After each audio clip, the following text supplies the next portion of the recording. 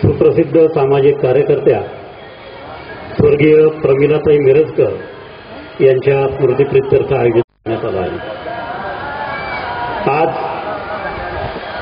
ज्येष्ठ पत्रकार मधुकर भावे हे या ठिकाणी आपल्याला संबोधित करणार होते, परंतु प्रकृती बिघडल्यामुळे ते आज येऊ शकलेले नाही.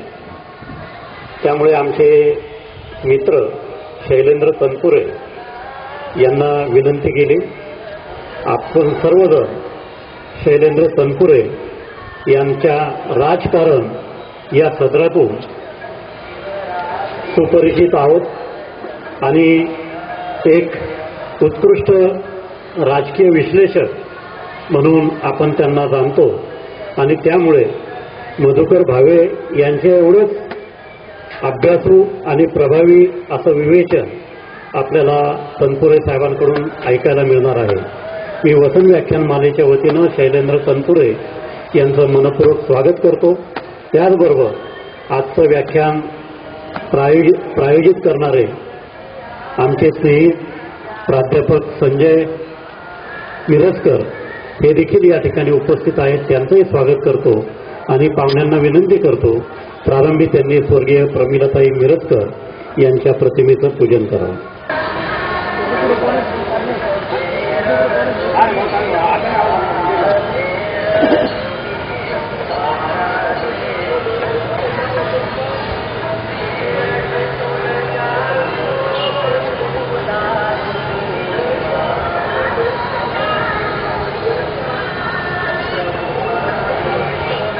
स्मृतींना आदरांजली अर्पण करतो.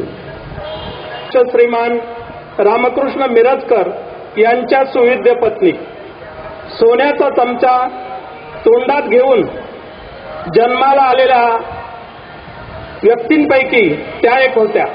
वयाच्या अवघ्या 9व्या वर्षी त्यांचे मातृपितृ छत्र हरपले. लहानपणीच त्यांना अनेक कोर्ट कज्जांना सामोरे जावले.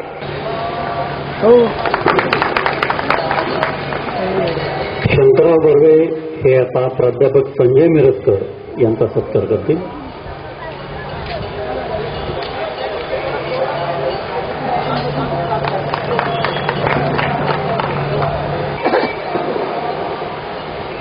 संपूर्ण महाराष्ट्रात ज्या अशा नाशिकच्या या वसंत व्याख्यानमालेचं 17वं पुष्प गुंफण्यासाठी मला निमंत्रित केलं गेलं. 17वं पुष्प हे स्वर्गवासी प्रमिलाताई मिरजकर यांच्या स्मृतिप्रीत्यर्थ गुंफलं जात आहे. सर्वप्रथम मी त्यांना अभिवादन करतो. मालेचे अध्यक्ष श्रीकांत बेनी यांनी आज सकाळी मला विनंती केली की आयत्या वेळचे पाहुणे म्हणून तुम्ही यावं आणि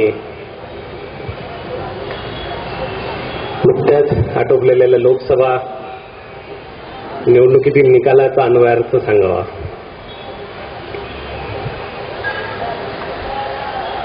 व्यासपीठावर उपस्थित अण्णा झेंडे, प्राध्यापक मिरजकर, शंकरराव बर्वे आणि आपण सर्व उपस्थित श्रोते,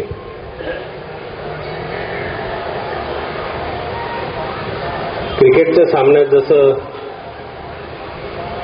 नाईट वॉचमनला जाऊन त्या संघाला वाचवावं लागतं आणि तो तेवढा वेळ कसा तरी काढून द्यावा लागतो. माझ्यावर साधारण बेनी यांनी अशीच नाईट वॉचमनची जबाबदारी सोपवली आहे. आता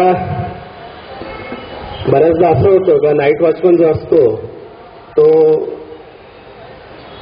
अशा अर्थानं पाठवला जातो की त्यांनी एक तर त्या 2-4 ओव्हर्स आहेत त्या खेळून काढाव्यात किंवा तो आऊट झाला तरी काही हरकत नाही, कारण तो बळीच द्यायचा असतो. मला असं वाटतं तसा काही विचार बेनींचा नसावा माझ्या बाबतीत.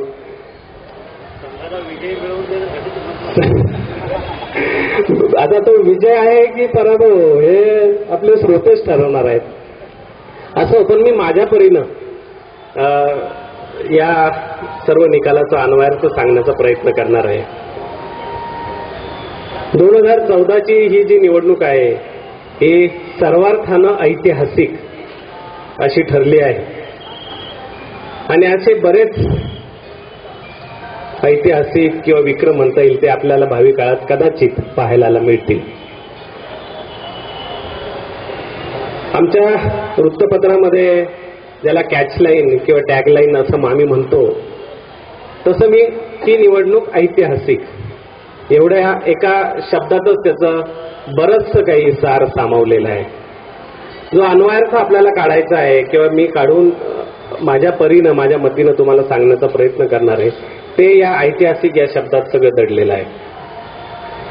तुम्ही बघितलं असेल की नरेंद्र मोदी या नावाची सुनामी या निवडणुकीत आली आणि जी सुनामी जिथे येते तिथं काय हाहाकार माजतो हे आपण गेल्या काही वर्षापूर्वी आलेल्या सुनामीच्या एकूण परिस्थितीनं बघितलं असेल. तर तशीच ही सुनामी आली आणि त्यात या देशातला सर्वात जुना शतकोत्तर ज्याची परंपरा आहे अशा काँग्रेससह अनेक पक्षांना धुवून गेली किंवा त्याची वाताहत करून गेली. असं काय होतं या सगळ्या निवडणुकीत हा एक महत्वाचा विषय आपल्याला या निमित्तानं बघावं लागणार आहे. त्यासाठी थोडं मागेही आपल्याला जावं लागेल. युपीए सोनिया गांधी यांच्या नेतृत्वाखाली आणि पंतप्रधान मनमोहन सिंग यांच्या पंतप्रधान खाली युपीए फर्स्ट आणि युपीए सेकंड म्हणजे युपीए 1 आणि युपीए 2 संयुक्त लोकशाही आघाडी असं आपण त्याला मराठीत म्हणूया. हे ज्यावेळेस सत्तेवर आले आणि असं आपल्याला म्हणता येईल आज त्यावेळेस कदाचित असं म्हणता आलं नसतं किंबहुना गेल्या वर्षापर्यंत सुद्धा असं म्हणता आलं नसतं. परंतु मोदींच्या आगमनाची किंवा या परिवर्तनाची नांदी किंवा त्याची बीज जी आहे ती तिथं रोवल्या गेली. किमान 28 ते कमाल आपल्याला सांगता नाही एवढ्या पक्षांचं कडबोळं हे या काळात एकत्र आलं. गेल्या काही वर्षांपासून साधारणतः 1989 नंतर देशात एकपक्षीय अंमल हा जवळपास लोप पावला आणि आता आघाडी सरकारांशिवाय पर्याय नाही अशी परिस्थिती साधारणतः देशभर निर्माण झाली. विशेषतः केंद्रात अशा परिस्थितीमुळे जे काही या देशाला भोगावं लागलं त्याची आपल्याला इथं चर्चा करायची आहे. त्यामुळे 28 पक्षांचं हे कडबोळ्याचं सरकार आणि मनमोहन सिंग यांच्यासारखा राजकारणात नसलेला असा पंतप्रधान या देशाला जो अर्थतज्ञ म्हणून लाभला. मनमोहन सिंगांचं अर्थमंत्री म्हणून या देशाला मोठं योगदान लाभलेलं आहे. या देशातील आर्थिक सुधारणांना वेग देण्याचं काम त्यांनी ऐतिहासिक काम असं केलं आहे. परंतु जेव्हा त्यांच्यावर या देशाचं नेतृत्व करण्याची जबाबदारी सोनिया गांधींनी सोपवली त्यानंतर मात्र जे जे काही झालं या देशाचं ते अतिशय विदारक किंवा या स्थितीला आणणारं असं ठरलं असं आपल्याला म्हणावं लागेल. अर्थात त्यात केवळ एकट्या मनमोहन सिंगांची चूक आहे असे आपल्याला म्हणता येणार नाही. परंतु इतक्या प्रादेशिक पक्षांचं ते जे सरकार होतं त्या सर्वांच्या अनेक हट्ट असतील दुराग्रह असतील ब्लॅकमेलिंग असेल या सगळ्यांना तोंड देत देत मनमोहन सिंगांनी युपीए 1 चा कारभार चालवला. खरं तर त्याच वेळेस असं वातावरण तयार झालं होतं 2009 साली की संयुक्त लोकशाही आघाडीचं हे जे सरकार आहे हे आता पडेल आणि कदाचित तिसऱ्या आघाडीचं किंवा भारतीय जनता पक्षाच्या एनडीएच्या नेतृत्वाखालचं सरकार येईल. परंतु त्यावेळेस अनपेक्षित असं यश काँग्रेसला लाभलं आणि 1999 पेक्षाही 2004 पेक्षाही 2009 मध्ये त्यांना अधिक जागा मिळाल्या आणि काँग्रेस अशी बलवान झाल्यासारखी भासली. हे जे यश मिळालं हे कुठेतरी काँग्रेसच्या नेतृत्वाचे असेल किंवा एकूणच काँग्रेसच्या डोक्यात त्याची हवा गेली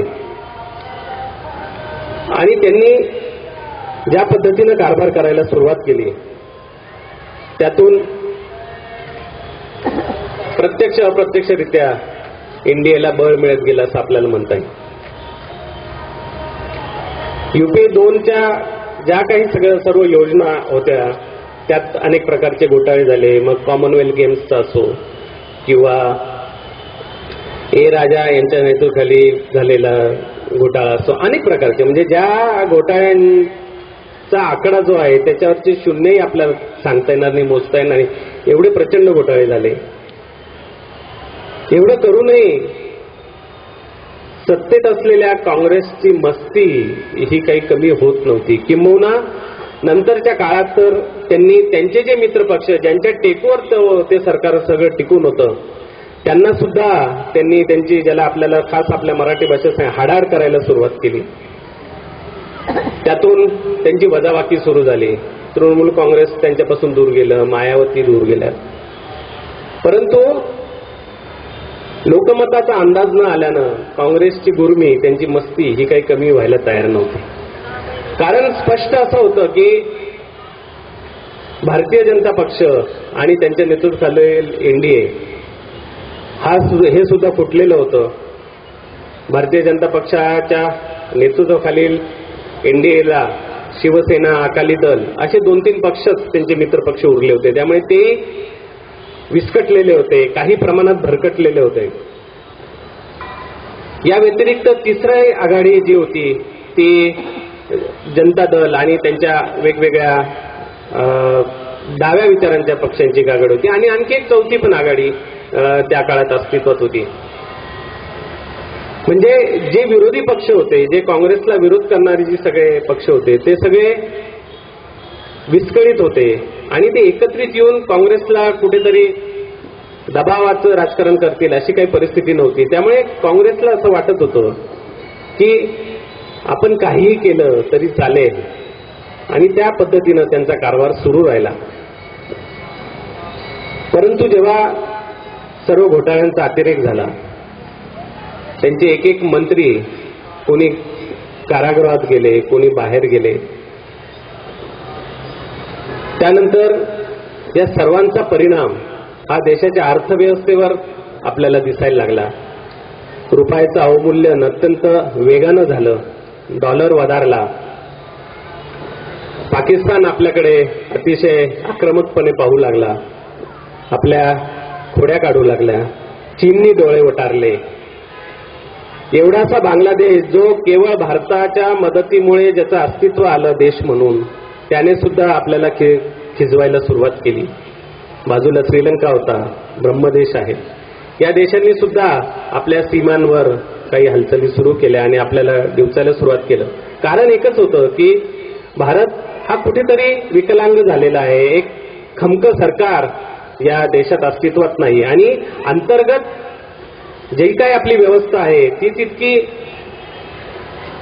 विस्विशीत झालेली आहे की या अंतर्गत समस्येनं जराजर्जर झालेले सरकार आपल्या सीमा कितपत राखू शकतील असं आपल्या शेजारी राष्ट्रांना वाटायला लागलं होतं. त्यामुळे बाहेरून काही संकट आपल्यावर घोंगावत होती. त्याचबरोबर देशात हे घोटाळे, रुपयाचं अवमूल्यन, त्याचबरोबर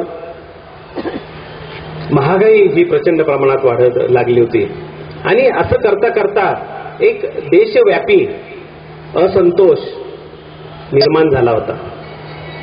मला तर असं वाटतं की असंतोषाची ती एक सुनामीच होती. कुठेही जा तुम्ही, अगदी काश्मीर ते कन्याकुमारी हे सगळं वातावरण पाहायला मिळत होतं. अशातच काँग्रेसमध्ये नव्या नेतृत्वाचा उदय झाला आणि जसं काँग्रेसच्या बाबतीत घराणेशाही आपण बोलतो मानतो त्याप्रमाणे राहुल गांधी यांचा उदय झाला आणि प्रत्यक्ष सरकारमध्ये न राहता बाहेरून त्यांनी सरकारचा गाडा हाकायला सुरुवात केली, किंबहुना रिमोट कंट्रोल म्हणून त्यांनी काम पाहायला सुरुवात केली. सरकार चालवण्याची प्रत्यक्ष जबाबदारी नाही, परंतु आपल्या कलानंच जे काही करायचं ते करायचं असा राहुल गांधींचा खाक्या सुरू झाला. आपला एकूणच समाज किंवा आपलं एकूणच राजकारण हे खूप व्यक्तिकेंद्रित असल्यामुळे राहुल गांधी आले म्हणजे जणू काही एखादा देवदूत आला अशा थाटानं काँग्रेसचे लोक पुन्हा एकदा त्यांची मस्ती ही वाढत गेली. आणि राहुल गांधींनी सुद्धा जो काही सगळा अपरिपक्वपणा दाखवला त्याने काँग्रेसची घसरण आणखी वेगानं सुरू झाली. आपल्याच सरकारचा पंतप्रधान एक निर्णय घेतो आणि त्या निर्णयाची कागदं राहुल गांधी हे टराटरा फाडून फेकतात. याच्यासारखा अपमान, याच्यासारखी मानहानी कुठल्याही पंतप्रधान पदाची या देशात झाली नसेल किंवा कुठल्याच देशात नसेल. हेही सहन केलं गेलं सोसलं, कारण की भारतीय जनतेच्या हातात दुसरं काहीच नव्हतं हे पाहण्या पलीकडे. त्या राज्याचे माजी मुख्यमंत्री अशोक चव्हाण ज्यांनी काँग्रेसची थोडीफार लाज राखली त्याच्या परवाच्या निवडणुकीत, त्यांच्यावर आदर्श घोटाळा प्रकरणी जो काही गुन्हे दाखल झाले, खटले चालू झालेत, त्यांच्या चौकशीचा अहवालालाही स्थगिती द्यायला लावली राहुल गांधींनी. एकीकडे त्यांनी भ्रष्टाचार विरोधाबाबत बोलायला सुरुवात केली होती. अण्णा हजारे आणि कंपनीनं जे काही देशभर वातावरण निर्माण केलं होतं, लोकपाल विधेयक त्यांनी आणलं आणि असं दाखवण्याचा प्रयत्न केला की भ्रष्टाचाराविरोधात आम्हीच लढू शकतो, परंतु प्रत्यक्षात आदर्श प्रकरणाची चौकशी थांबवण्याचं पापच म्हणता येईल ते त्यांनी करण्याचा प्रयत्न केला. या सगळ्या परिस्थितीमध्ये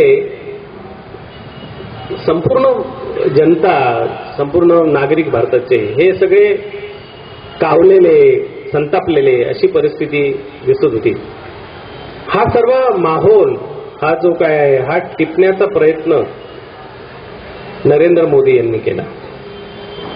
ते एका दिवसात मोठे झाले आणि एका दिवसात ही सुनामी आली असं काही घडलेलं नाही. खरं तर सुनामी ज्यावेळेस येते तो एका क्षणाचा तो सगळा अवकाश असतो किंवा आवेग असतो.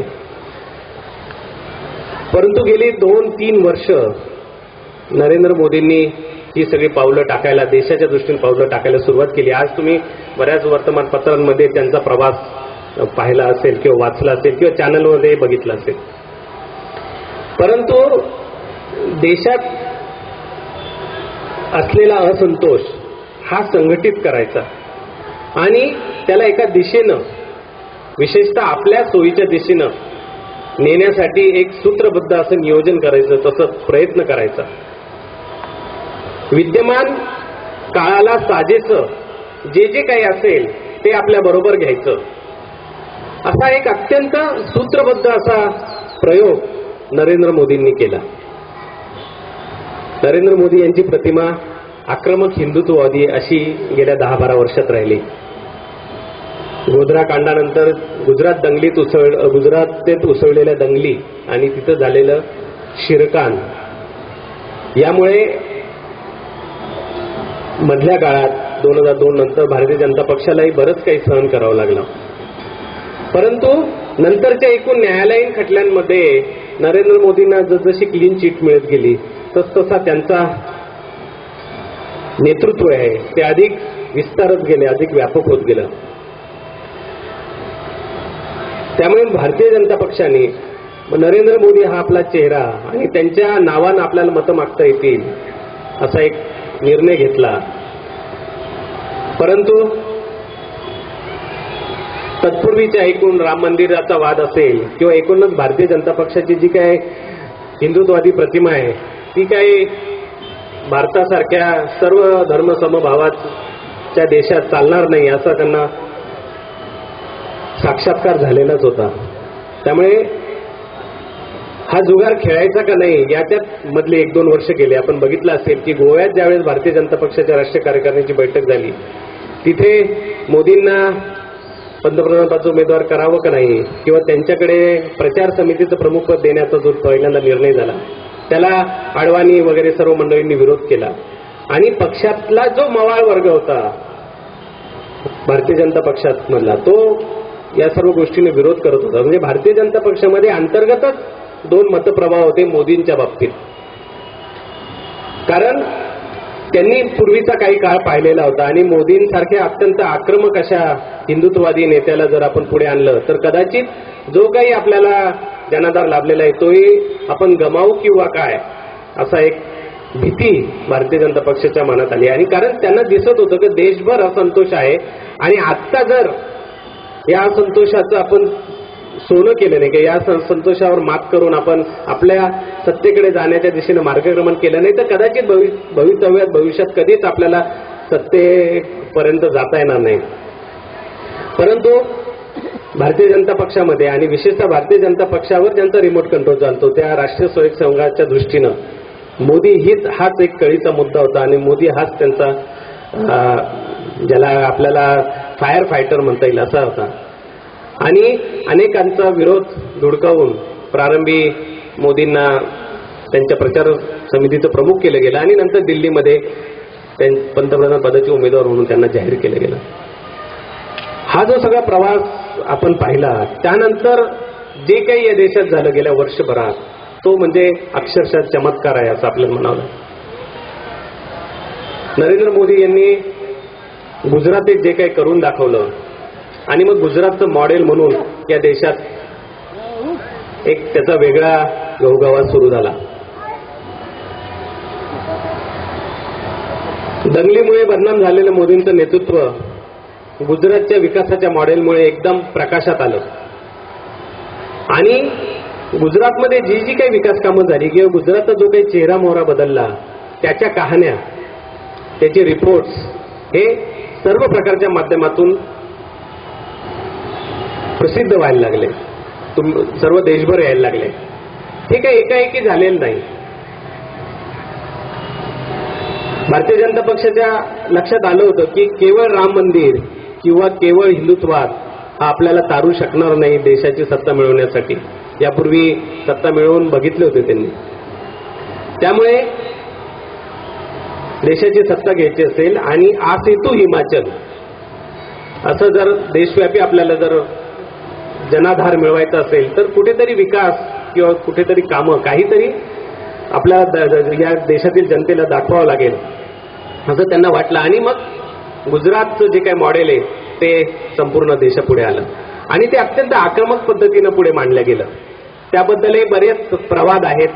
हे गुजरातचं जे मॉडेल आहे ही वस्तुस्थिती आहे की केवळ दिखावा आहे. इथपासून पुन्हा जसं प्रत्येक नाण्याला दोन बाजू असतात असं आपण म्हणतो त्याप्रमाणे त्यालाही दोन बाजू आहेत.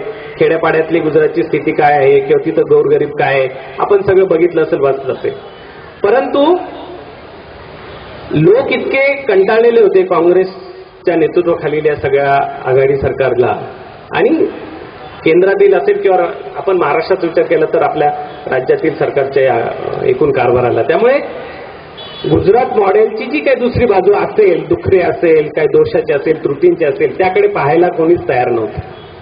त्यामुळे मोदी जे जे सांगत होते किंवा जे जे येत होतं ते पटकन भावत होतं. कारण प्रत्यक्ष त्यांना जो काही अनुभव येत होता तो अतिशय वाईट असा होता.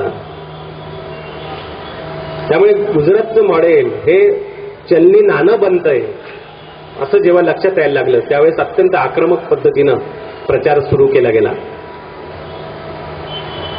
आताचा जमाना हा सगळा सोशल मीडियाचा जमाना आहे. हे लक्षात आल्यानंतर त्याचा वापर अतिशय सूत्रबद्ध पद्धतीनं सुरू झाला.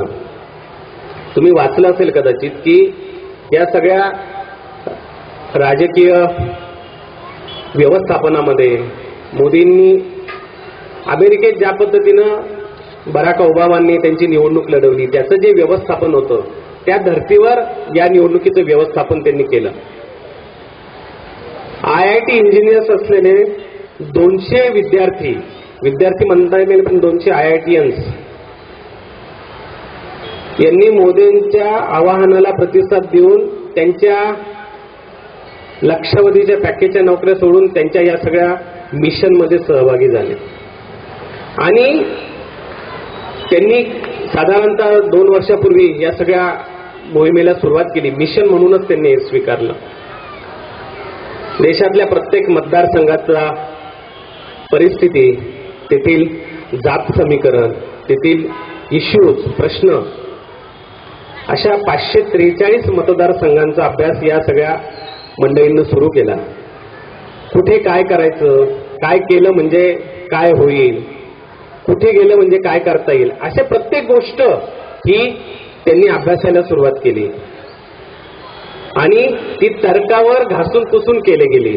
केवळ अभ्यास केला आणि बऱ्याचदा असं होतं की समजा आपण एखाद्या ठिकाणी गेलो, आमच्या पत्रकारितेचं बरं असं चालतं की आमच्या ठिकाणी निवडणूक कव्हरेजला गेलो का तिथला पत्रकार गाठायचा, त्यालाच माहिती विचारायची, तो त्याच्या परीने जे सांगायचं सांगतो आणि त्याच्यावर आमची सगळी वार्तापत्र बेतली जातात. परंतु नरेंद्र मोदींच्या पठडीत जी काही सगळी IITians होती त्यांनी असं न करता त्यांनी नंतर पुढे जी काही सगळी व्यवस्था केली ते प्रत्यक्ष मतदारसंघांमध्ये गेले, ते सर्वसामान्य लोकांना भेटले. कारण सामान्यांमधून जो काही फीडबॅक मिळतो तो अशा नेत्यांच्या आणि इतर लोकांच्या ह्याच्यातून मिळत नाही. वेगवेगळ्या ठिकाणी गेले, त्यांनी सगळा डाटा कलेक्ट केला संपूर्ण भारतातला. तो डाटाचं त्यांनी विश्लेषण केलं, अनालिसिस केलं, वेगवेगळ्या पद्धतीने ते अनालिसिस केलं, त्यातले मुद्दे काढले, राज्यनिहाय, त्यानंतर प्रदेशनिहाय, जातीपातीनिहाय, असे सगळे त्याचं विश्लेषण करून त्याचे मुद्दे काढले. त्या मुद्द्यांवर काय काय करता येईल हे केलं आणि त्याच्या अनुषंगाने मग सुरू झाली ही सुनामीची प्रोसेस. आणि मोदींचं गुजरात मॉडेल चालतंय हे म्हटल्यानंतर आणि मोदींना प्रतिसाद मिळतोय हे पाहिल्यानंतर काँग्रेसनी मोदींना टार्गेट करायला सुरुवात केली. तुम्ही बघितलं असेल की ह्या सर्व गेल्या 5-6 महिन्यांच्या प्रक्रियेमध्ये एकही दिवस असा गेला नसेल का कुठल्याही चॅनलचं प्राईम टाईममध्ये किंवा कुठल्याही देशभरातल्या पेपरचं वृत्तपत्राचं पहिलं पानवर मोदी नाही अशी घटना घडली नसेल. याच्यासाठी सुद्धा त्यांचं पूर्णतः प्लॅनिंग होतं की रोज सतत भारतीयातल्या प्रत्येक नागरिकाच्या मनावर मोदी मोदी हे नाव आदळत राहिलं पाहिजे. सतत आदळत राहिल्याने त्या पलीकडे काही दिसत नाही. त्यामुळे अशा पद्धतीने किंवा तशा पद्धतीने म्हणजे योग्य अयोग्य जे काही पद्धत असेल त्या पद्धतीने मोदी हे नाव हॅमर करत राहणं हा एक त्यांनी आपल्या प्रचाराचं मुख्य सूत्र ठेवलं. आणि या चक्रव्यूहामध्ये खरं म्हणजे काँग्रेस फसली. काँग्रेस असेल किंवा भारतीय जनता पक्ष, एनडीएचे सगळे विरोधी पक्ष, आणि त्यांनी जे बंबार्डिंग सुरू केले मोदींवर, तुम्ही बघा ही सुद्धा त्यांची चाल होती मोदींची की सतत त्यांच्यावर फोकस राहावा. संपूर्ण राष्ट्रीय फोकस हा मोदींवर राहिला. प्रत्येकाच्या तोंडी मोदी, राहुल गांधीच्या तोंडी मोदी, सोनिया गांधींच्या तोंडी मोदी, तिकडं लालू प्रसाद यादवच्या तोंडातही मोदी, ममता बॅनर्जी मोदी, जयललिताही मोदी. म्हणजे जो तो नाव घेतो तो मोदींचं नाव घेतो आणि मोदींना आपसूक प्रसिद्धी मिळत गेली. त्यांचा प्रचार प्रचंड होत गेला. म्हणजे कदाचित त्यांना खूप काही करावं लागलंही नाही त्यासाठी, पण तो होत गेला. मध्यंतरीच्या काळात तुम्हाला लक्षात आलं असेल की निवडणूक प्रचाराचे काही टप्पे संपल्यानंतर अचानक प्रियांका गांधींचा उगम झाला आणि राहुल गांधींच्या आणि सोनिया गांधींच्या प्रचारासाठी त्या आल्या.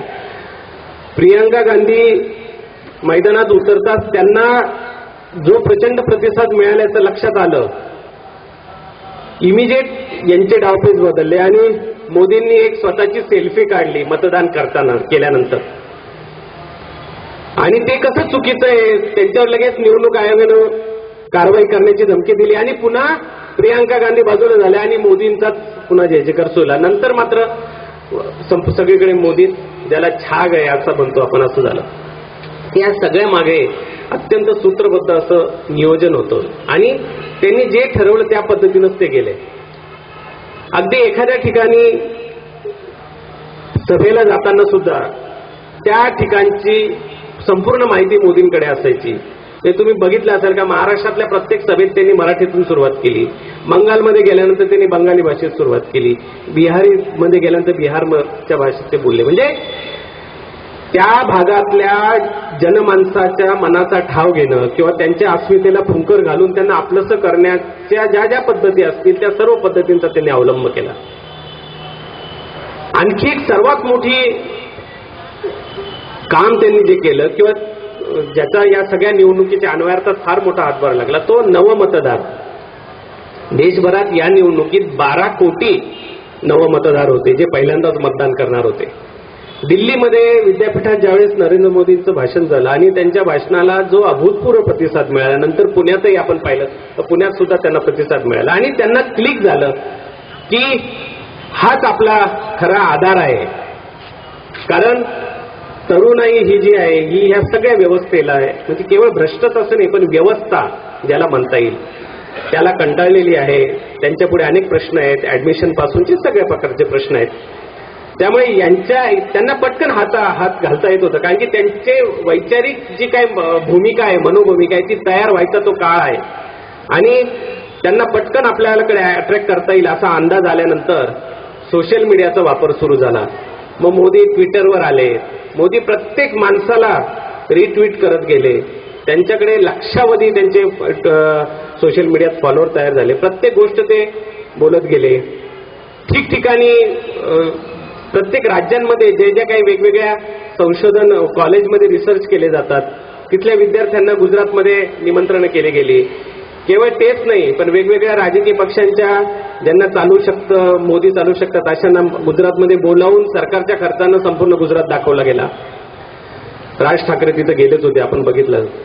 तर अशा पद्धतीनं नवमतदार हा त्यांनी टॅप केल्यानंतर सोशल मीडियाच्या माध्यमातून त्याच्यावर अक्षरशः गारूड केलं गेलं आणि आपण बघितलं असेल की या निवडणुकीमध्ये नवमतदारांनी जे काही केलं त्याचा फार मोठा परिणाम एनडीएला यश मिळण्यात झालेला आहे.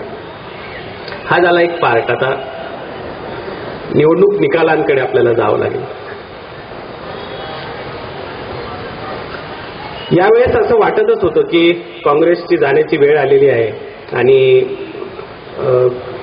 भारतीय जनता पक्षाच्या नेतृत्वाखाली एनडीएला सत्तेच्या जवळपास पोहोचता येईल असं साधारणतः अंदाज होता. तुम्ही एक्झिट पोलचे अंदाज बघितले असतील किंवा सगळीकडे असं जाणवत होतं.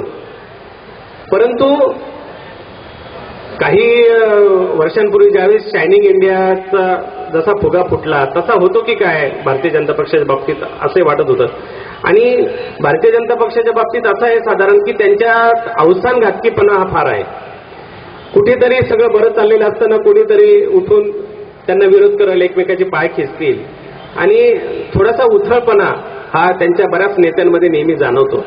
आणि अगदी अखेरच्या क्षणी कोणीतरी काहीतरी एखादा मुद्दा घेतो किंवा काहीतरी बोललं जातं. जसं आडवाणींसारख्या माणसांनी जिनांचं कौतुक करून मागच्या इलेक्शनमध्ये सगळं पचका करून टाकला वगैरे. त्यामुळे असं वाटत होतं माध्यमांना सुद्धा, आमच्यासारख्यांना सुद्धा, की साधारणतः 200-250 पर्यंत भारतीय जनता पक्ष आणि एनडीए जाईल आणि काहीतरी तोडमोड करता येईल आणि मगच ते काहीतरी सरकार पुन्हा असं काहीतरी कडबोळ्याचं आघाड्याचं सरकार येईल असा एक अंदाज होता. असं म्हणतात की भारतात सर्वात हुशार राजकारणी शरद पवार आहेत असं म्हणतात. म्हणजे त्याच्या बाबतीत काय आहेतच ते तसं. तर त्यामुळे त्यांची जर गेली काही महिने 2 महिन्यातली वक्तव्य जर तुम्ही पाहिली असेल तर कधी मोदींचं कौतुक करणारं, कधी मोदींच्या बाजून केलं, कधी मोदींवर टीका करणारं, अशा प्रकारची त्यांची वक्तव्य पाहिल्यानंतर बऱ्याचदा असं होतं की शरद पवारांच्या वक्तव्यांवर आधारित अनेक गोष्टी ठरतात असं बोललं जातं. त्यामुळे ते जे काही बोलले त्यानुसार की भारतीय जनता पक्ष आता सत्तेवर येणार आहे पण त्यांना काही लोकांची मदत लागेल आणि ज्या पद्धतीने शरद पवार बोलत होते म्हणजे राष्ट्रवादी काँग्रेसची त्यांना साथ मिळू शकेल वगैरे, हा असं अगदी सगळ्यांना वाटायला लागलं होतं असं होणारच. परंतु जेव्हा निकाल यायला लागले काल तेव्हा मात्र सगळेच हादरून गेले. म्हणजे कोणीही अपेक्षा केली नव्हती इतकं प्रचंड यश हे भारतीय जनता पक्षाला मिळालं. अजिबात अपेक्षा नव्हती, कोणालाही नव्हती. म्हणजे सर्वाधिक जे काही एक्झिट पोलचे होते 300 वगैरे काही पर्यंत होते. परंतु भारतीय जनता पक्षाला ज्या पक्षाची 1984 मध्ये त्यांना फक्त 2 जागा मिळाल्या होत्या त्या पक्षाला स्वतःच्या बळावर पूर्ण बहुमत मिळेल आणि मिळालं हा अक्षरशः चमत्कार आहे. कारण पूर्ण दक्षिण, पूर्व भारत आणि त्या 7 सिस्टर्स ज्याला म्हणतो आपण नॉर्थ ईस्ट, या सर्व भागात भारतीय जनता पक्ष नावालाही नाहीये, औषधालाही नाहीये. केवळ हिंदी भाषिक पट्टा आणि आपल्याकडे पश्चिम भारतात या जोरावर भारतीय जनता पक्ष कधीच स्वबळावर सत्ता मिळवू शकणार नाही असा ठाम विश्वास सर्व म्हणजे पत्रकार असतील, पंडित लोक असतील, जे काही तज्ज्ञ मंडळी असतील, सगळ्यांना होता. त्यामुळे टीव्हीवरच्या चर्चांमध्ये तुम्ही बघितलं असेल की कोणीही असं म्हणत नव्हतं की असं होईल, परंतु ते झालं. आणि आज अशी परिस्थिती आहे की भारतीय जनता पक्षाने शिवसेनेलाही विचारलं नाही, अकाली दलाला विचारलं नाही, तरी चालू शकेल असं त्यांना बहुमत मिळालेलं आहे. हा सगळा परिणाम जो आहे तो मोदी लाट जर असेल, मोदींच्या सगळ्या कार्यकर्तृत्वाचा आहेच, परंतु युपीएच्या बद्दलची अँटी इन्कम्बन्सी जी आहे ती पण फार मोठ्या प्रमाणावर या ह्याच्यात चालली. हे दोन गोष्टी बरोबरीने चालल्या यावेळेस, दोन ज्याला लाटाही म्हणता येतील. एक म्हणजे मोदींची अत्यंत आक्रमक अशी प्रभावी लाट, ज्यांच्या कामाच्या जोरावर त्यांनी आणलेली, अत्यंत सूत्रबद्ध नियोजनानं त्यांनी सगळा देश ढवळून काढला ती. आणि दुसरी म्हणजे गेल्या 5-10 वर्षामध्ये जे काही या देशाचं वाटोळ झालं सर्व आघाड्यांवर, त्याच्या विरोधात असलेली जनमताची ती लाट ती चॅनलाइज केली मोदींनी, हा त्यातला महत्वाचा मुद्दा. त्यामुळे आता काय होणार पुढे हा सगळ्यात महत्वाचा मुद्दा आहे. तसं सहज पाहायला गेलं तर आता त्यांची सत्ता आली आहे. नंतरच्या विधानसभा निवडणुकांमध्ये काही राज्यांमध्ये एनडीएच्या नेतृत्वाखाली म्हणजे महाराष्ट्रात शिवसेना भाजपची सत्ता येईल किंवा आणखी इतर राज्यांमध्ये त्यांच्याप्रमाणे सत्ता येईल. परंतु फार मोठा बदल म्हणजे या देशाच्या दृष्टीनं 1984 नंतर म्हणजे तब्बल 30 वर्षानंतर एका पक्षाला बहुमत मिळण्याचं योग या वर्षी आलेला आहे. आणि भारताच्या दृष्टीनं, भारतासारख्या खंडप्राय देशाच्या दृष्टीनं ही अत्यंत महत्वाची घटना घडलेली आहे. गेल्या 25-30 वर्षात आपण पाहिलं की प्रादेशिक पक्षांचा वर्चस्व केंद्र सरकारवर राहिल्यामुळे केंद्र दुबळं झालं. म्हणजे जसं आपण असं विचार करूया, आपलं शरीर आहे आणि आपल्या शरीरात आपला मनका जो आहे तो सगळ्यात महत्वाचं काम करतो. म्हणूनच असं म्हणतात की ताठ कणा पाहिजे माणसाचा. ताठ कणा कशासाठी पाहिजे का त्यांनी कुठे झुकायला नको. कणा ताठ असेल तर तो आपण जसं म्हणतो की असा आपला थंब आपण असं करतो, तो ताटच पाहिजे कणा. तर तसं भारताला जर आपण एखाद्या शरीराची उपमा दिली तर त्याचा कणा म्हणजे केंद्र सरकार आहे. तो ताट असेल तरच देशाचा गाडा नीट हाकला जाईल. परंतु गेल्या 25-30 वर्षामध्ये आघाडी सरकारच्या राजकारणामुळे अक्षरशः लचके तोडले गेले केंद्र सरकारचे. तुम्ही बघितलं असेल की भारतीय जनता पक्षाच्या नेतृत्वाखाली सरकार असताना तेलुगू देशम पक्षाचे चंद्रबाबू नायडूंनी किती नाटकं केली, किती निधी त्यांनी हैदराबादकडे ओढून घेतला. त्यानंतरच्या काळामध्ये युपीएच्या काळामध्ये मग तृणमूल काँग्रेसच्या ममता बॅनर्जी असतील किंवा जयललिता आहेत, मायावती आहेत किंवा मुलायमसिंग यादव आहेत, या सगळ्यांनीच ज्या पद्धतीनं केंद्राला ब्लॅकमेल केलं, त्यामुळे हे केंद्र सरकार म्हणजे एक सरकार म्हणून ही जी काही व्यवस्था आहे ती अस्तित्वात आहे की नाही अशी परिस्थिती उद्भवली. आणि एकूणच देशाची जी काही घसरण आर्थिक आणि सर्व पातळीवर झाली त्याला सुद्धा हे जबाबदार आहे असं वाटायला लागलं. तर कुठलाच निर्णय हा ठामपणाने त्या सरकारला घेता येत नव्हता. हळूहळू करता करता असं सगळीकडे मानलं गेलं की आघाडी सरकारची अपरिहार्यता आहे. मग त्यामुळे राज्यांमध्येही ते सुरू झालं. काही राज्यांमध्ये एका पक्षाची अंमल आहे, परंतु बऱ्याच ठिकाणी आता अशा पद्धतीनं आघाडी सरकारचं राजकारण सुरू झालं. यावेळेस मात्र ह्या सगळ्या प्रकाराला कंटाळलेल्या भारतीय जनतेनं अत्यंत ठामपणे, अत्यंत विचारपूर्वक एका पक्षाची राजवट आणली. हा या निवडणुकीचं सर्वात मोठं वैशिष्ट्य आपल्याला म्हणावं लागेल. काश्मीर सारख्या ठिकाणी सुद्धा भारतीय जनता पक्षाला 3-4 जागा मिळाल्या. तामिळनाडूत 1 जागा मिळाली. हैदराबाद म्हणजे आंध्र प्रदेशात मिळाली. कर्नाटकात बऱ्यापैकी जागा मिळाल्या. केरळमध्ये जागा मिळाली नसली तरी केरळमध्ये भारतीय जनता पक्षाचा मतांचा टक्का वाढलेला आहे. आसाममध्ये जागा मिळाल्या, ओरिसात जागा मिळाल्या. म्हणजे ज्या राज्यांमध्ये भारतीय जनता पक्ष नावालाही नव्हता, औषधालाही नव्हता, त्यामध्ये सुद्धा भारतीय जनता पक्षाचा शिरकाव झाला. आणि सर्वात महत्वाचं, उत्तर प्रदेशमध्ये ज्या 18 पगड जाती, अत्यंत मागास जाती किंवा मुस्लिम समाजाचं प्रचंड प्रमाण अशा राज्यामध्ये, कारण असं म्हटलं जातं भारतात की कुठल्याही पंतप्रधान पदाचा मार्ग हा उत्तर भारतातूनच किंवा उत्तर प्रदेशातूनच जातो. कारण की आजपर्यंत जे आपण पंतप्रधानांची कारकीर्द पाहिली तर तेच आपल्याला पाहायला मिळतं. नरसिंहराव सोडल्यास किंवा नंतर यामध्ये जे थोडे थोडे काळ काही पंतप्रधान राहिले, देवेगौडा, गुजराल वगैरे, तो काळ थोडा, पण सर्वाधिक पंतप्रधानी उत्तर भारताने दिले किंवा उत्तर प्रदेशाने दिले. त्यामुळे उत्तर प्रदेशामध्ये 73 जागा भारतीय जनता पक्षाला मिळवणं हाही आणखी एक चमत्कार आहे. ही अपेक्षाही कोणीच केली नव्हती, परंतु तिथे झालं. अर्थात तिथं सुद्धा जे देशभरात मोदींनी नियोजन केलं तेच उत्तर प्रदेशात अमित शहा हा त्यांचा सर्वात विश्वासू साथीदार, त्याला वर्षभरापूर्वीच तिथं पाठवून त्यांनी जे काही तिथलं नियोजन केलं, अनेक गोष्टी केल्या, तर त्याचा तो परिपाक होता. परंतु या सगळ्या याच्यात भारतीय जनता पक्षाची हिंदुत्ववादी जी काही प्रतिमा होती ती देखील पुसली जाऊन त्या पलीकडे, म्हणजे जातीपाती पलीकडे ही सगळी निवडणूक गेली. हा सुद्धा या निवडणुकीचा एक अन्वयार्थ आपल्याला सांगता येईल, एक वैशिष्ट्य सांगता येईल.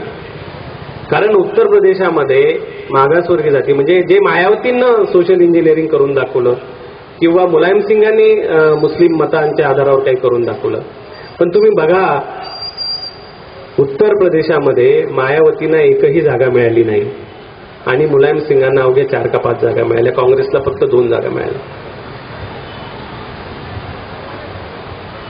मुस्लिम मतांवर आधारलेली देशामध्ये किमान 92 असे मतदारसंघ आहेत की साधारणतः 20% पुढे मुस्लिम मतदार आहेत आणि मुस्लिम मतदार भारतीय जनता पक्षाला मतदान करणारच नाहीत असं गृहीत धरलं गेलं. परंतु त्यामध्ये 32 जागा या भारतीय जनता पक्षाच्या निवडून आल्या आहेत. म्हणजे तो जो एक समीकरण तयार झालं होतं का भारतीय जनता पक्षला मुस्लिम समाज आपलंच करणार नाही किंवा मतदान करणार नाही, त्यालाही कुठेतरी तडा गेला, छेद गेला, हेही आता या निमित्तानं दिसलं. हा एक आणखी दुसरा अन्वयार्थ आहे.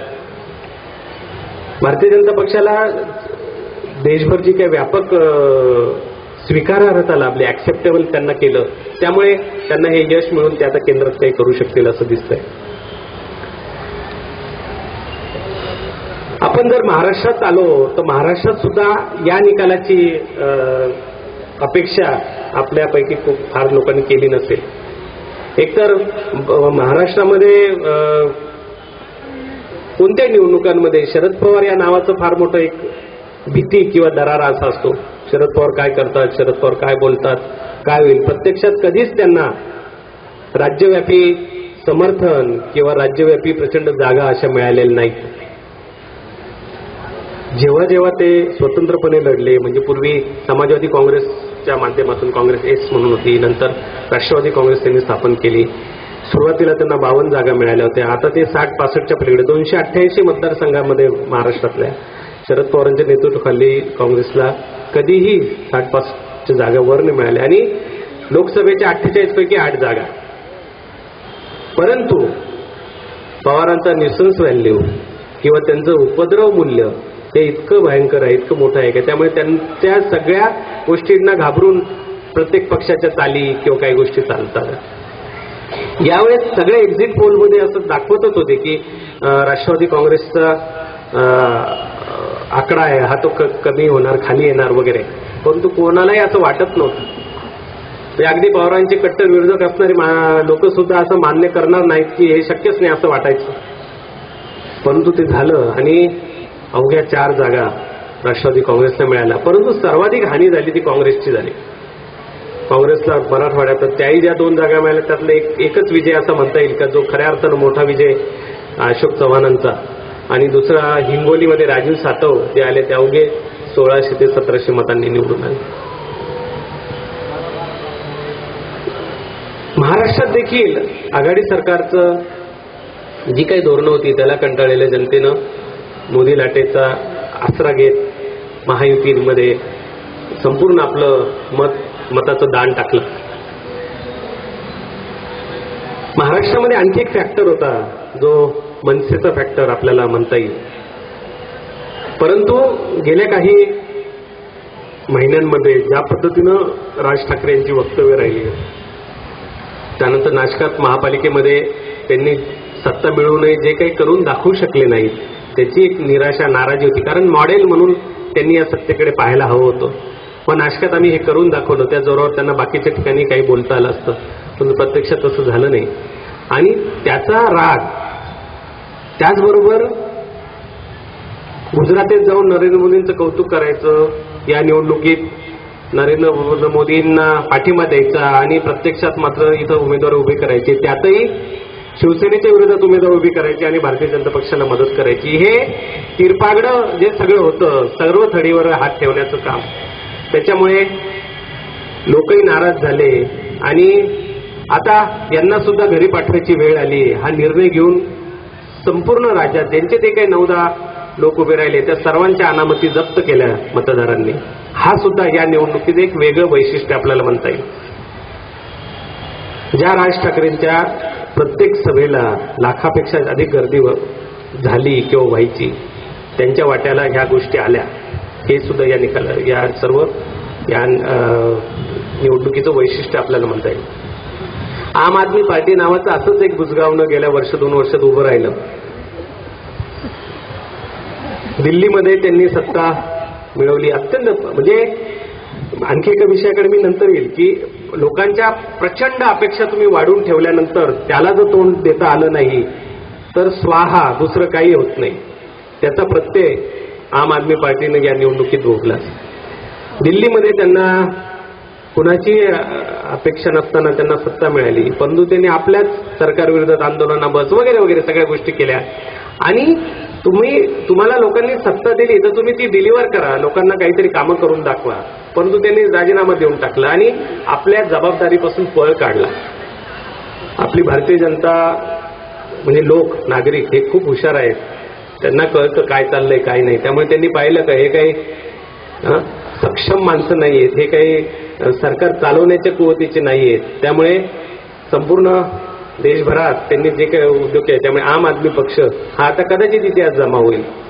पंजाबमध्ये त्यांना जे काही 2-4 जागा मिळाल्या तेही माणसं कितपत त्यांच्याबरोबर असतील सांगता येत नाही. कदाचित दिल्लीची जी काही विधानसभा निलंबित ठेवलेली आहे तिथले आम आदमीचे काही लोक फुटून भारतीय जनता पक्ष, आता चलनी नाणं भारतीय जनता पक्ष आहे, त्यामुळे भारतीय जनता पक्षाबरोबर जातील. लवकरच कदाचित भारतीय जनता पक्षाचं सत्ता सरकार तिथं दिल्लीत स्थापन होऊ शकेल. परंतु एक उच्च मध्यम वर्गीय हा जो एक प्रकार आहे किंवा बुद्धिवंत विचारवंत अशी मंडळी, अशा मंडळींना ह्या आम आदमी पक्ष आणि मनसे याबद्दल फार प्रेम किंवा प्रेमाचा उमाळा या मधल्या 2-4 महिन्यात किंवा 2-4 वर्षात आला होता.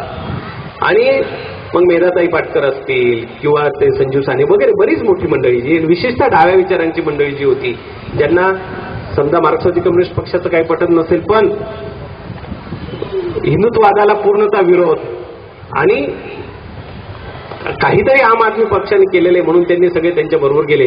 पण त्या सर्वांचा एक भ्रमनिरास झाला आणि आता आम आदमी पक्ष इतिहास जमा होईल. महाराष्ट्र नवनिर्माण सेना नंतरच्या विधानसभेच्या काळात काय करतील आत्ताच सांगता येत नाही, परंतु त्यांना आता त्यांचा सर्व ढाचा बदलावा लागणार आहे आणि त्यांना लोकांना उत्तरदायी व्हावं लागेल अशी आजची परिस्थिती आहे. चालू ठेवायचंय का? आपण थोडं नाशिककडे येऊया. आता नाशिकमध्ये सुद्धा तुम्ही कोणी अपेक्षा कदाचित केली नसेल की असं काय होईल.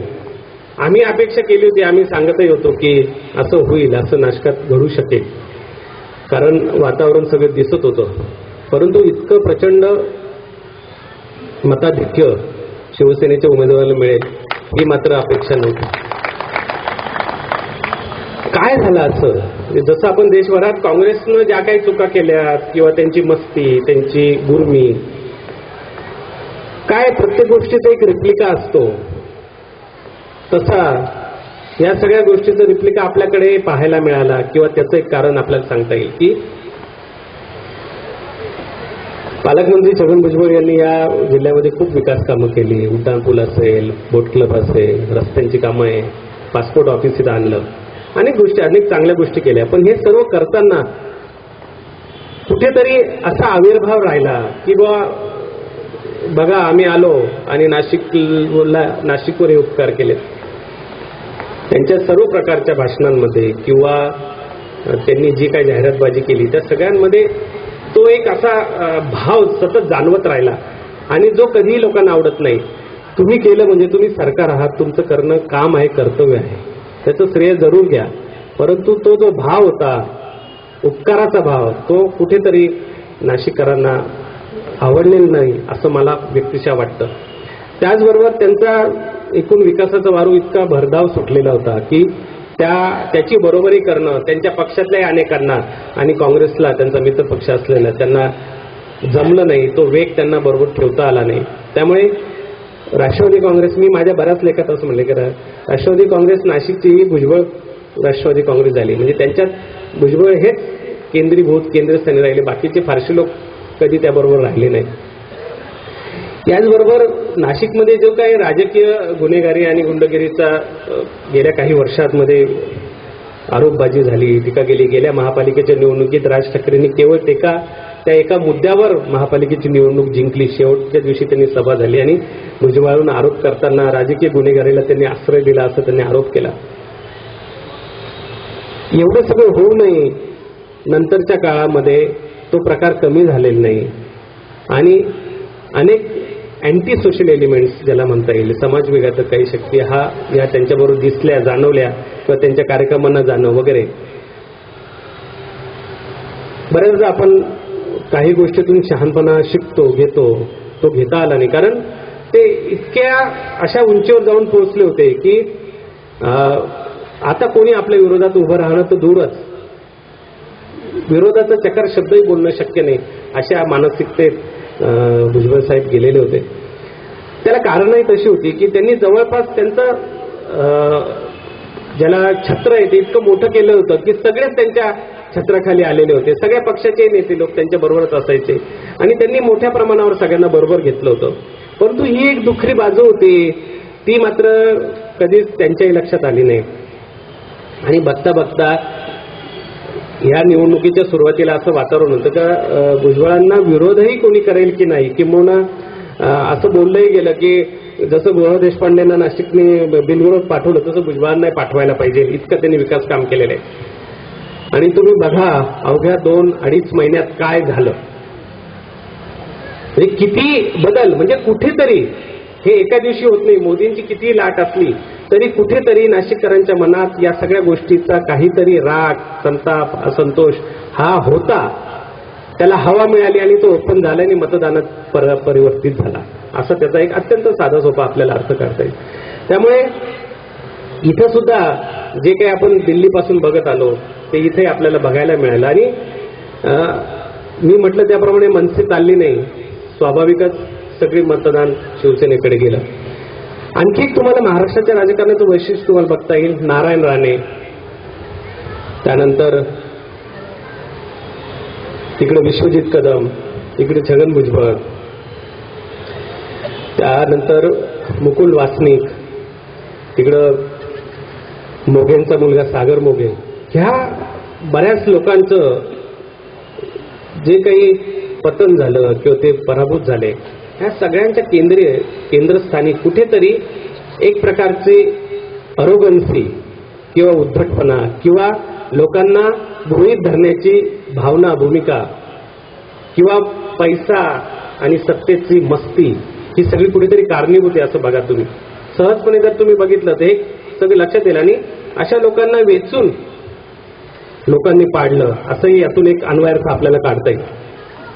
एकीकडे मोदीला तेवढी प्रचंड असताना म्हाड्यामध्ये विजयसाई मोहिते पाटील निवडून येतात. हे वेगळेपण आहे, कारण विजयसाई मोहिते पाटील अत्यंत समंजस आणि सालस असं नेतृत्व आहे. तर त्यांना ठीक आहे, मतदानाचा बराच हे झाला. सातारचे उदयनराजे महाराजांचा तर प्रश्नच वेगळा आहे, कारण की त्यांचा स्वतःचाच पक्ष आहे. ते काही राष्ट्रवादीलाही मानत नाही, कुणालाच मानत नाही. ते राजे आहेत स्वतः, त्याच्यामुळे तिथं तेच निवडून येणार. ते कुठल्याही आरपीआय मध्ये जरी उभे राहिले असते तरी तेच निवडून आले असते. त्यामुळे तो काही प्रश्न नव्हता. बारामती हा असा मतदारसंघ आहे का त्याच्यावर कधीही असं वाटलं नाही की 3-4 लाखाच्या खाली पवार कुटुंबियांमध्ये कधीच असं झालं नाही की कोणी इतक्या कमी मताधिक्याने विजयी झालं. परंतु सुप्रिया सुळे या अवघ्या 70-72 हजार मताधिक्यांनी निवडून आल्या. हा सुद्धा एक चमत्कार आहे. आणि ज्या बारामतीचा आदर्श सांगून संपूर्ण राज्यभरही आणि देशातही शरद पवारांच्या नेतृत्वाची कथा सांगितली जाते, तिथं आज ही परिस्थिती आलेली आहे. हा या निवडणुकीनं दाखवलेला आणखी एक वेगळा अन्वयार्थ आहे. गेल्या निवडणुकीत 3.5 लाख मतांनी निवडून आलेले सुप्रिया यावेळेस 70,000 मतांनी आल्या आणि महादेव जानकर नावाचा अत्यंत कुणालाही परिचित नसलेला, या निवडणुकीतच कदाचित सर्वांनी त्यांचं नाव ऐकलं असेल असा माणूस 4.5 लाख मतं घेतो, हे कशाचं लक्षण आहे? हा सुद्धा विचार आता या निमित्तानं करावा लागणार आहे. एक झालं या निमित्तानं की देशात एकछत्री अंमल आलाय. नरेंद्र मोदींसारखा अत्यंत कणखर प्रशासक ज्याला म्हणता येईल असा पंतप्रधान पदावर बसणार आहे. प्रादेशिक पक्ष असे आकरसले गेल्यामुळे त्यांचं ब्लॅकमेलिंग राहणार नाही, केंद्र सरकारवर त्यांचा दबाव राहणार नाही. त्यामुळे काही धोरणात्मक देशाच्या हिताच्या दृष्टीने जी काही महत्वाचे निर्णय घेणं गरजेचं आहे, अपेक्षित आहे, ते निर्णय घ्यायला मोदी आणि त्यांच्या सरकारला मुभा राहील, ते घेऊ शकतील. कारण त्यांना मग कुणाच्या तरी सत्तेची काय होईल अनिश्चितता राहणार नाही. हा एक सगळ्यात महत्वाचा मुद्दा. उत्तरेत त्यांना जे यश मिळालं ते प्रचंड आहे. त्याचबरोबर उर्वरितही म्हणजे महाराष्ट्र असेल किंवा अनेक राज्यांमध्ये त्यांना प्रचंड यश मिळालेलं आहे. हे जे यश आहे हे लोकांच्या अपेक्षा पराकोटीच्या भावनेतून त्यांना ते मतदान झाले. म्हणजे हा फुगा आता इतका फुगलेला आहे लोकांच्या अपेक्षांचा. तुम्ही जर सोशल मीडियावर जर त्याबाबतच्या अपेक्षा ऐकल्या तर आता पाकिस्तानला धडा शिकवा, आता ओबामाला हे करा, ओबामा अमुक करणार तमुक करणार. तर हा जो काही एक लाटेवर स्वार झालेला आहे, म्हणजे तो उधळलेला वारू आपण ज्याला म्हणतो, त्याला कंट्रोल करणं, त्याला ताब्यात ठेवून पुढचं मार्गक्रमण करणं, हे सर्वात मोठं आव्हान हे मोदींसमोर राहणार आहे.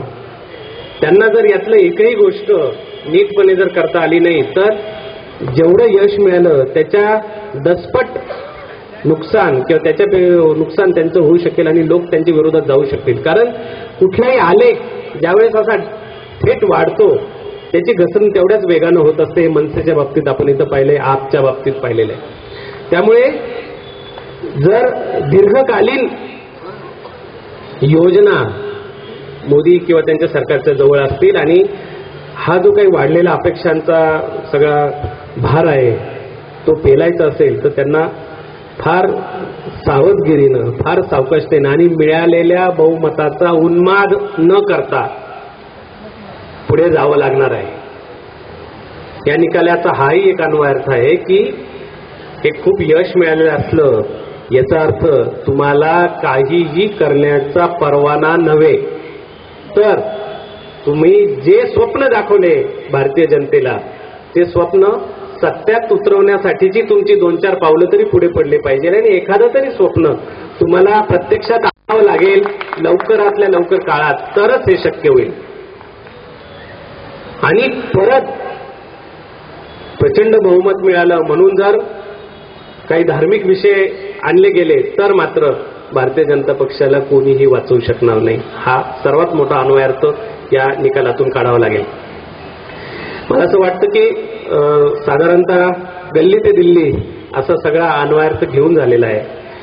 एक आशावादी राहावं असं माझं व्यक्तिगत मत असतं बऱ्याच वेळेस आणि मी असं मानतो की हा जो काही बदल झाला आहे, हे जे काही परिवर्तन झालेलं आहे त्या परिवर्तनातून निश्चित काहीतरी देशापुढे चांगलं येईल असं आपण आशावाद करूया. लोकांच्या अपेक्षा खूप वाढलेल्या आहेत, त्या कशा पद्धतीनं पूर्ण करता येईल त्याचा विचार हे सरकार निश्चितपणे करेलच. परंतु भ्रष्टाचार आणि चांगलं सुशासन म्हणजे प्रशासन हे जे चांगल्या पद्धतीने करणं, भ्रष्टाचाराला नियंत्रित ठेवून चांगलं प्रशासन करणं ही एक अत्यंत तारेवरची कसरत ही या सर्व मंडळींना करावी लागणार आहे. ती ते कशा पद्धतीनं करतात हेही आपल्याला या नजीकच्या काळात दिसेल. आणि गुजरातमध्ये जे काही मॉडेल विकासाचं त्यांनी ठरवलंय ते एका राज्यापुरतं ठीक होतं, परंतु जेव्हा ते देशात अंमलात आणलं जाईल त्यावेळेस खरी कसोटी ही मोदींची लागू शकेल. निवडणूक जिंकण्यासाठी म्हणून जे काही पोल मॅनेजर्स त्यांच्याबरोबर होते आणि त्या ठिकाणचे प्रश्न, त्या ठिकाणचे त्या तात्कालिक जे काही इश्यूज आहेत ते त्यांनी घेऊन हे सगळं फड जिंकलेलं आहे, फड मारून नेलेलं आहे. पण प्रत्यक्ष काम करण्याची जेव्हा वेळ येईल, कारण दिल्ली अशी आहे की ती दिल्ली भल्या भल्यांना रास आलेली नाही असं म्हणतो.